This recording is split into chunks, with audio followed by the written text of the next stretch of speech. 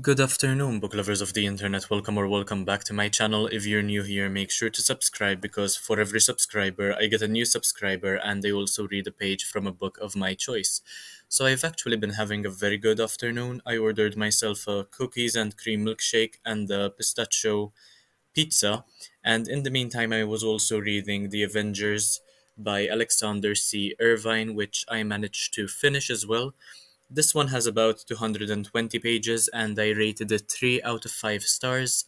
And here is what I have to say about it basically.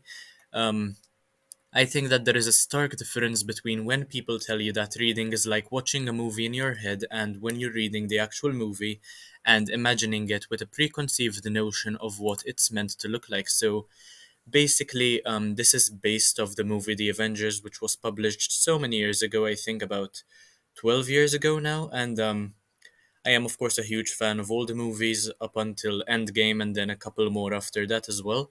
However, I haven't really been keeping up with the MCU as of late. Um, However, I rated it 3 out of 5 stars for mainly one reason, and while I must admit that this was quite a solid read and I think that it did the movie justice as well, the comedy didn't come across as well as the movies did, and in certain parts, the way the story was narrated or some details not from the movie were added got on my nerves. So at this point, I've watched the movie so many times, I basically know what is going to happen next by heart. So when Alexander Irvine just decided to add a couple of details or explain things in a different way than I originally understood them, it kind of ticked me off. I was a little bit pissed about the way that they were written, and in my perception, not the same as the movie. But otherwise, I'd say this was a very solid adaptation, much like the rest of Irvine's work. So this book was basically a part of a collection, which I did an unboxing of in one of my most popular videos on the channel. So it is the second most popular video, I believe, on the channel. Um, I think it has about 3,000 views. I'll let you know really quickly. I'm checking my stats at the very moment. Um, so videos, popular. In this video, basically, I unboxed the Marvel Studios First 10 Years 2018 limited edition box set, and it has 3.7k views, one of my most viewed videos of all time, except for the Death Note unboxing, which has 4.5k views. But anyway, I don't want to delve off into what's not really important here. No need for a tangent. However, this isn't going to be a long review anyway because it is a very quick read and it was kind of like watching the movie in my head in a way, so it didn't take me long to read. Tony, of course, remains my favorite character, and I also know, so this is a bit of a different point, but I know that it might be a bit of an unpopular opinion, but I really dislike Loki's character. I don't think it really has anything to do with Tom Hiddleston per se. I just don't like the character that Loki portrays, and it seems to me, personally, as though he doesn't add much to the point of any story he's in. He is always peripheral, and that bothers me about him, although I understand that he is the god of mischief after all. And I think that he tarnishes the reputation of all of the Asgardians, and they have such a better. They could have done it in such a better way. In fact, Thor is one of my favorite Avengers, and Loki isn't, but let me know whether you disagree with me or whether you think the same in the comment section.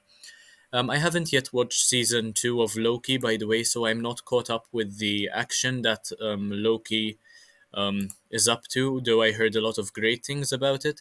So as I was speaking about earlier, by now I do know the story of the Avengers basically by heart, and hence why Irvine's unnecessary commentary ticked me off so much, especially where the funny parts were concerned.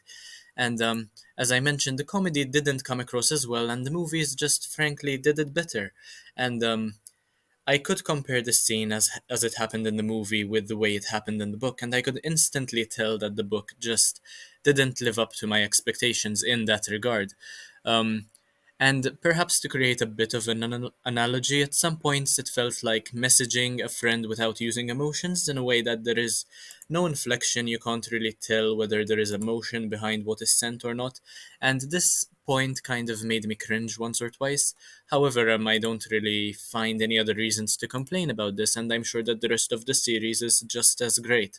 So, the Avengers basically coming together for the first time will never not be absolutely awesome. And of course, now that I've watched everything up until Endgame, I know the way things unfold, and I miss so many of the characters already. It's insane, and my heart breaks whenever I read about them or whenever I listen to anything said by them. So I'm sure that fans who are watching right now will probably be able to relate as well.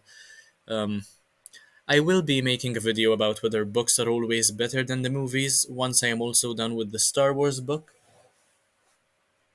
So basically, once I finish reading this one over here, um, I will make a video about whether it is the case that books are always better than the movies or whether sometimes movies can be better than the books. And I'll make sure to include Alex Irvine's series as well in that video. But anyway, that's all from me for today regarding The Avengers by Alexander C. Irvine. This is part of the limited edition 2018 box set. Feel free to check out my unboxing, by the way. And thank you for watching. Make sure to support my channel in any way you possibly can. Check out my other content and leave a comment because I reply to everybody. So thank you so much for watching, and I'll see you in the next one, hopefully very, very soon. Bye, guys.